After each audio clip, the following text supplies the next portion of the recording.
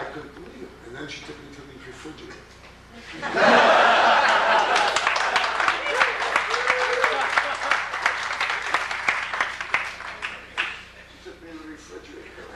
Hooked ever since. On my refrigerator, or food never tasted like this before. On my first night, I heard the best music I'd ever heard in my life. I had the best sexual experience I've ever had in my life to that point. And I had the best munchies I've ever had.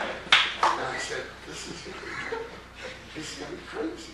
Now, I didn't know 3 years later when I walked in to I worked for the 72 initiative in 73. I had written this book about pot, about getting stoned on a 1 to 10 scale, determining what you had, where you had, what the difference between a buzz, a mild high, very high, mildly stoned, very stoned, and stoned. For instance, the buzz was the first feeling you got from grass that something was different inside. And a mild high was a little bit more, munchies better than, love making a little bit better. By the time you got up to very stoned, you could get lost walking in the kitchen. And these were all the feelings I had about pot. Love making was 100% stoned when you were very stoned. And then there was, after that, was stone, which there was no explanation. But this is all I ever thought pot was. And I wanted it legal because I didn't very much into cigarettes anymore. This thing got me off of cigarettes in 1984. That's another story. That's another story. I'm in the spring.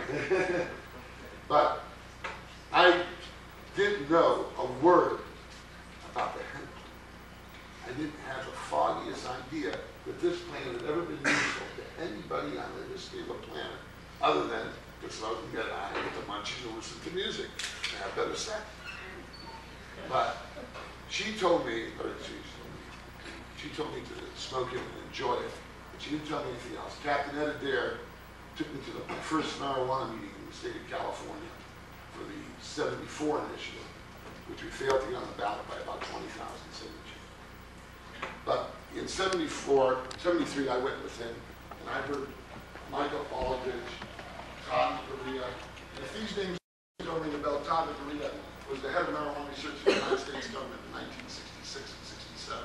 He's a medical doctor, a psychiatrist. Oh, Nixon.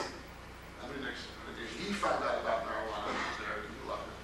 And Michael Aldridge had got his doctorate from the University of Buffalo State, University of Buffalo, New York, and lived longer.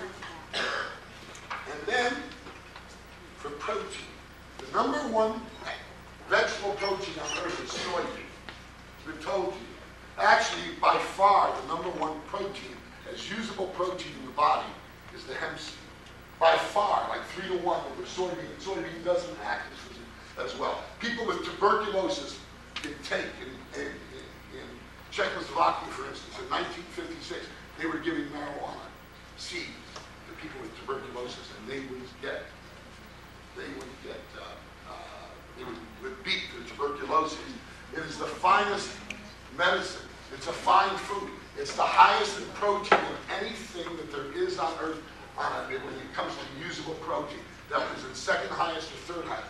But 9 weeks ago, I had a lady call me up. Her name was Dr. Roberta Hamilton at UCLA. She was chief of biosciences, I guess.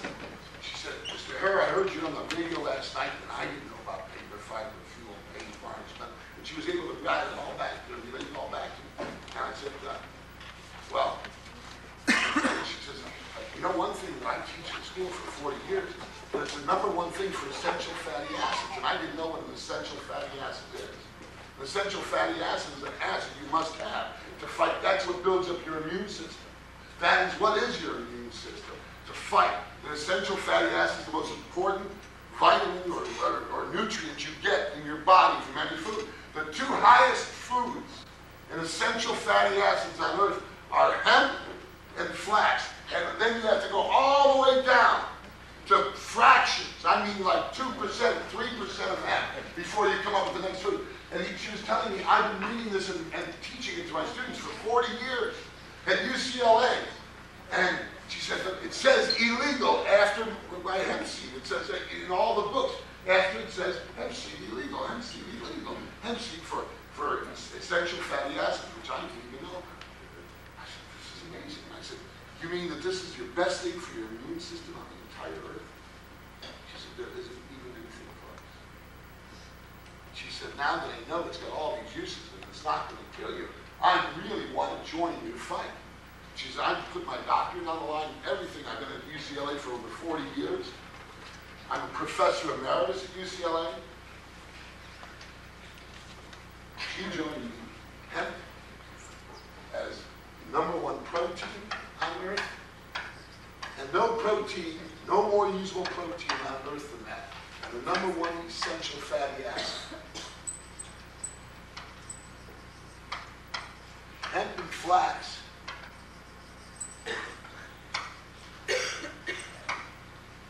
Between hemp and flax, on the two parts of the essential fatty acid, you've got the most important thing. And then I should have to come out, I'm just a founder.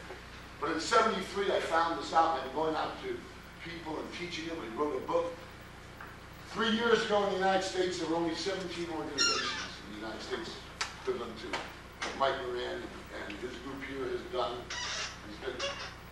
Today, there's over 500 and maybe even 1,000 organizations going throughout the country. They used to have 5 and 10 members. They have 100 and 200 and 300.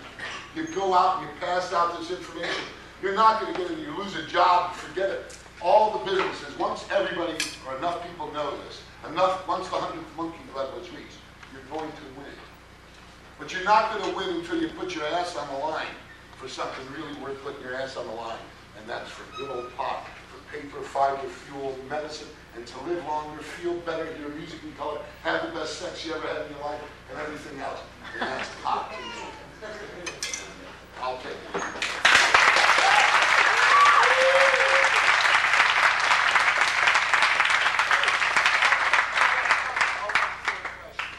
You were going to say something about that dealer, that drug dealer, the argument? Remember before you got into your girlfriend? Saying about the refrigerator, musical refrigerator. Remember that it changed your viewpoints, or you woke up with that? Say it again? You had an argument with a drug dealer friend of yours. Yes. Oh, I had about the first book I wrote. Oh, and he said it was a #9. He sold me, and I said it was a #6. We got in a big fight in the back of a paper bag. We wrote out an argument for pot on the 1 to 10 scale and rated it until we got up to the 8 scale, and then we found the difference between 8 and 8 1/4 was about just much between, but the difference between 3 and 7 wasn't that much. It was an argument about all the pot. Listen, I'm reading you wrong. Just to ask a question, current price of this area like $8 for a 1/4 ounce. That's 80? That's for shitweed. Well, For where shitweed. I'm from Johnstown area. That's for shitweed. Okay. What was it going for when you started smoking? Wow. You should ask him. This is not an economics class. Well, okay. I started smoking pot was $10 an ounce.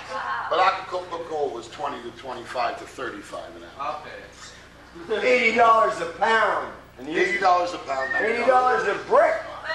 And they were so afraid that you'd never come back that they made all the bricks almost 3 pounds. Yes, sir, Bob. Back in the good old days.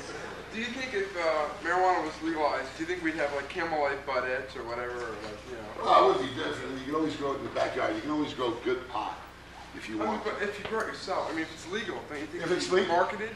Oh yeah, I don't care if it's marketed. What? I don't think, as long as it doesn't take the right away from you to be able to grow your own. It's ridiculous to trust the government with anything. If they fucked up on pot as big as I think they have, and as big as I claim they have, that they had there's nobody, I've never had anybody, from the Drug Enforcement Agency to scientists to medical doctors, refute a single word that I have laid out to you today.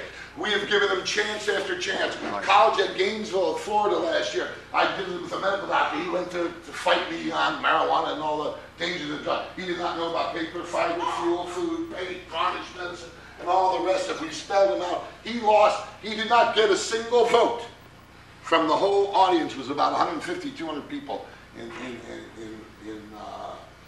Gainesville at the University of Florida. Can I add something to that? Sure.